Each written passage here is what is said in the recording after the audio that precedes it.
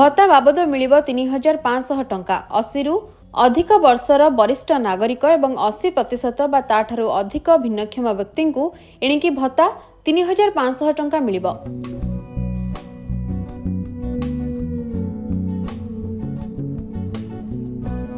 एने सामाजिक सुरक्षा भत्ता 3,500 टंका को राज्य सरकार वृद्धि करथिबा बेले मुख्यमंत्री श्री मोहन चरण माझी केन्दुझर आयोजित एक कार्यक्रम शुभारंभ करिसेंति।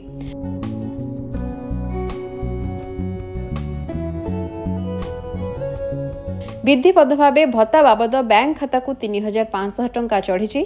मधुबाबू भत्ता योजना और जातीय सुरक्षा कार्यक्रम अधीन एही भत्ता प्रदान करा जिवो।